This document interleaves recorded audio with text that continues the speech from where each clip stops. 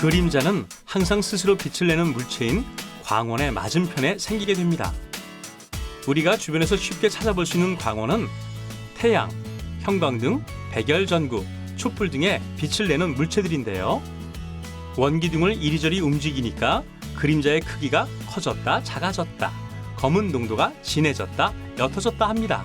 그렇다면 같은 물체의 그림자가 이렇게 달라지는 이유가 무엇일까요? 그 이유는 같은 물체라 하더라도 빛을 비추는 방향에 따라서 그림자의 모양이 달라지기 때문입니다. 이것은 빛이 가지고 있는 여러 가지 성질인 반사, 간섭, 회절, 평광 같은 성질 중에서 빛이 앞으로 쭉 나아가려는 성질인 빛의 직진성 때문입니다. 빛이 직진하는 모습은 우리 주변에서도 쉽게 찾아볼 수 있습니다. 햇빛이 구름 밖으로 똑바로 나아가는 모습 등이지요. 이러한 빛의 직진 성질을 알면 그림자의 모양을 알 수 있는데요.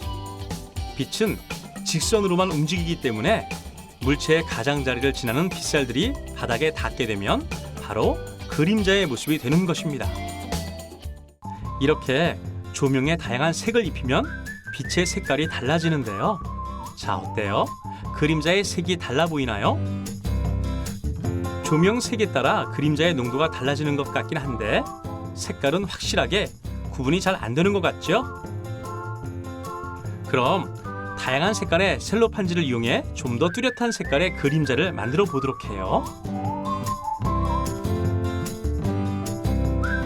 이 셀로판지를 손전등에 감싸고 불을 켜면 빛의 색깔이 생겨요. 빨간색 셀로판지로 감싼 손전등을 비추자 검은색 그림자가 한 개 생겼어요. 초록색 셀로판지로 감싼 손전등을 그 옆에 비추니까 그림자가 두 개 생겼죠? 이때 초록빛을 통과하지 못한 그림자는 빨간 빛만 받아 까맣던 그림자가 빨간색으로 보이고, 빨간 빛을 통과하지 못한 그림자는 초록빛만 받아 초록색 그림자로 보인답니다. 그런데 사실은 그림자 자체는 색깔을 낼 수가 없습니다. 빨간색의 광원을 사용한다고 해서 그림자가 빨간색이 되는 것은 아닙니다. 그림자는 물체에 의한 빛의 차단에 의해 생기는 것이므로 어떤 색의 광원을 사용한다고 해도 그림자는 검은색입니다. 그런데 여기에 초록색 광원을 더한다면 초록색 광원에 의한 그림자가 생길 것입니다. 이 그림자 부분에 빨간색 광원이 도달할 수 있으므로 그 그림자는 빨간색으로 보이는 것입니다. 자, 이번엔 두 색을 합쳐보겠습니다. 빨간색과 초록색 빛이 겹친 부분이 무슨 색으로 보이나요? 노란색으로 보이죠? 하지만 이것은 우리의 뇌가 빨간색과 초록색을 동시에 인지했을 때 노란색으로 인지하는 것일 뿐 실제로 노란색으로 되는 것은 아니라고 합니다.